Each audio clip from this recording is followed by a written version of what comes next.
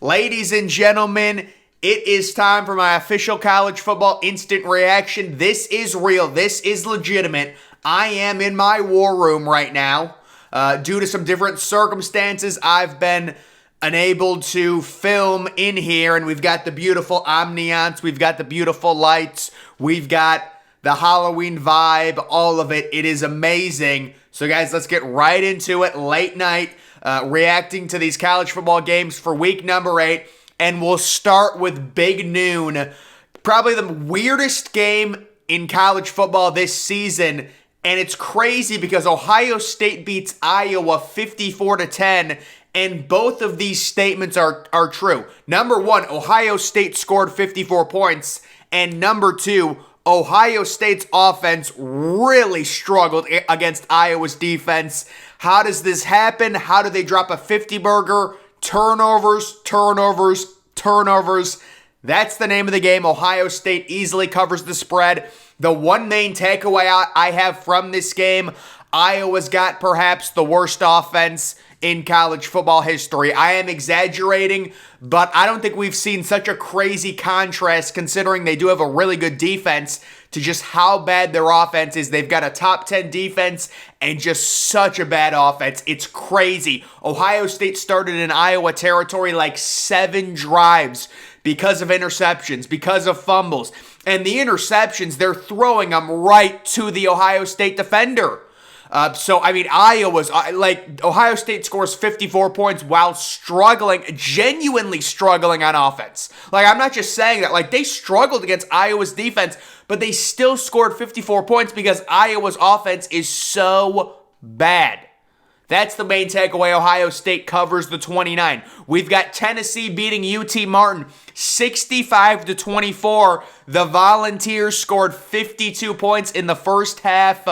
And obviously there's not a lot to talk about in that game. I will say UT Martin, for an FCS team, they do have a good offense. They do. Next, we've got Clemson beating Syracuse 27-21. Guys, it's crazy that Clemson didn't cover this spread. In my opinion, they easily should have. It was a total mismatch. Turnovers killed Clemson. DJ Uiagalelei gets benched due to poor performance. They bring in the backup true freshman 5-star, Will Shipley. This is the Will Shipley game. 172 rushing yards, a touchdown. Clemson ran the ball like crazy.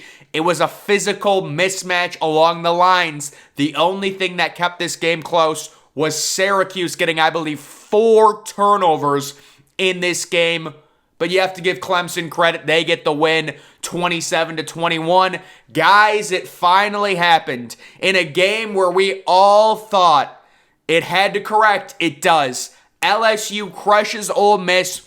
Ole Miss goes up 17-3 early second quarter. We're all wondering, what would happen? It's such a weird dynamic where Ole Miss is ranked inside the top 10, number 7, and they're underdogs to an unranked team. But that's exactly what happened, and this is what happens. LSU crushes Ole Miss. Ole Miss needs to drop, in my opinion, outside of the top 15 at least after that performance. They were always a fraudulent, undefeated team, in my opinion. LSU, the offense continues. Daniels, the quarterback, 23 carries, 121 yards, 3 touchdowns. The dual threat ability translating from Arizona State. LSU is 6-2. They're 4-1 in the SEC. I would be shocked if LSU wasn't inside the top 20 in the next AP poll. The next game, oh no. I feel just, excuse me 1 second. Oh.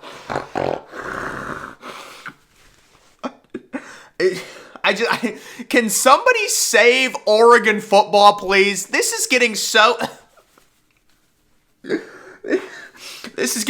sad. Oregon beats UCLA, and guys, the collusion, the sex slavery.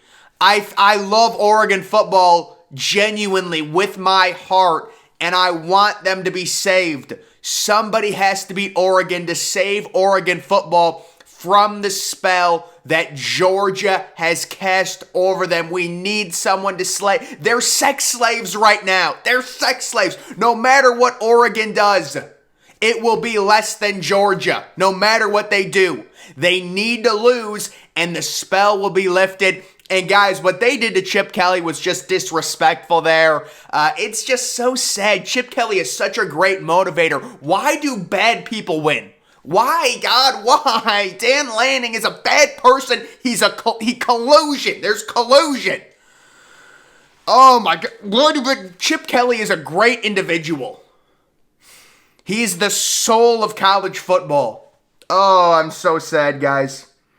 Oregon wins 45-30. There's my analysis. Oklahoma State beats Tech. Guys, what happened? Okay, listen. I've got nothing against Oklahoma State. The penalty differential. That should never happen. I'm sorry. It cannot be 13 penalties to 0. They clearly missed a few penalties on Oklahoma State. Now listen, Texas, Quinn Ewers didn't look great. Sanders, the QB for Oklahoma State, throws for almost 400 yards. Texas defense certainly isn't very good. Oklahoma State, I always say they're like the cat with 9 lives. But still, man, 13 penalties to 0? Bro, come on now. That even if you're an Oklahoma State fan. Now, maybe it wouldn't have mattered, but still, like that, I saw that, and that was pretty crazy. But listen, give Oklahoma State credit. Guys, remember I said that, is Oklahoma State plus the 4.5 a trap? A lot of people thought it was. The line gets bet up to 6. Turns out we just completely overthought it. We should have been on Oklahoma State plus the 4.5. Next, we've got Wake Forest doing what they should do, annihilating Boston College. This is a really good win for Wake Forest football at home. Sam Hartman coming off a bye, the 5 touchdown passes. They easily cover the 20.5 point spread. Really good win for Wake Forest. They're 6-1. I think they're probably going to be inside the top 10. Or, the top 12. Cincinnati, I don't know why it's listed like this. I'm sorry for going out of order this week, but it's just the way it's listed on my screen. This was a noon game. Cincinnati, SMU, crazy game. Cincinnati, I feel really bad for you if you had Cincinnati minus the 3 or minus the 3.5. They were completely sniped at the end. SMU outscores Cincinnati 13-0 in the fourth quarter, but Cincinnati was up big this entire game. I think it's a very good win for Cincinnati in the American Conference on the road. And we've got, what a crazy game this was. Tulane was trouncing Memphis 35-0 at half. Memphis scores late a few times. It ends up 38-28. Tulane does cover the 7-point spread, and they do win in their debut as a top 25 team. I'm sure they will stay being ranked. We've got Alabama right now up. Guys, how wrong did I get this game? Alabama up 30-0. I loved the over 60. It's just so to me, I have always said that Alabama has probably the most talented defense in college football. I've always said that. They hadn't shown it. Now it looks like they're showing it. Mississippi State, they're done. They're going to be 2-3 in the SEC. They will certainly be unranked. Right now they're ranked 24th, but they're going to be way unranked after this loss, probably getting shut out. Yeah, I'm guessing Bama's definitely going to go for a shutout here, although I think Mississippi State is getting the ball back one more time. We have Penn State annihilating Minnesota, doing exactly what they should have done. Penn State minus the 4.5 was stealing. Minnesota starting the backup quarterback. They couldn't throw the ball. And Sean Clifford having an amazing game to boot. 17 second quarter points, 3 touchdowns in the third quarter. The whiteout. Great recruiting tactic for Penn State overall. Right now, start of the fourth quarter. The reason I'm doing this video so early is because this game is over. I don't have to really wait for it to end. It's 38-10 right now. Sean Clifford, 4 passing touchdowns. Again, Minnesota just cannot throw the football with their backup quarterback. You're not going to win a game like that.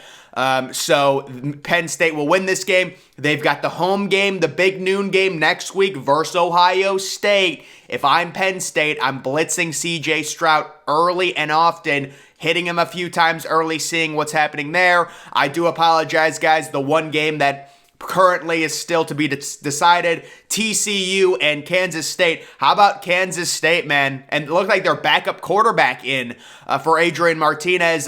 They were up 28-17 at halftime. They scored 21 second quarter points. Right now it's 28-24, and TCU is driving. So we don't know what's going to happen there. But guys, TCU, another one of these Big 12 teams, they seem to be trailing in a lot of these games, but then they always pull it out. Kind of like Oklahoma State. So we'll have to see what happened there, what happens in that one. That's kind of the last game to be decided before I actually upload this. But guys, the big stories, the weirdest game of the year. And by the way, TCU just threw a passing touchdown. So TCU right now, not that it matters because when this gets uploaded, the game's over, I'm sure. But it is 31-28, so TCU's leading. I do know that much. But Ohio State crushing Iowa. Weirdest game of the year. Iowa's offense. Oh my God, they're so bad. Tennessee destroying UT Martin. Guys, what does Clemson do at the quarterback spot? Dabo Swinney said he wanted to go back to DJ. Seems kind of ridiculous. I mean, DJ Uiagalelei really, at this point, he pretty much is what he is.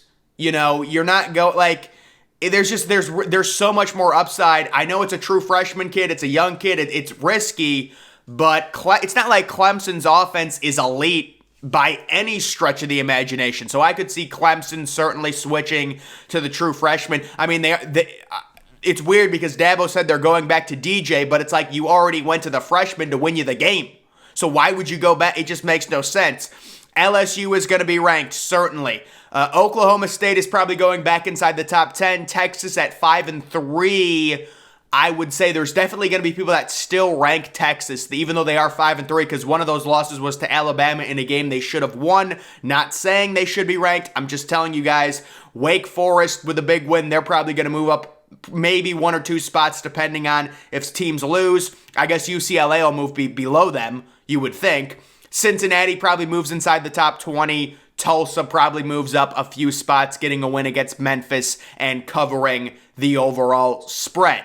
So guys, that is going to do it for my college football week number 8 instant reaction. Make sure you're following me on Twitter. Link to that's always in the description.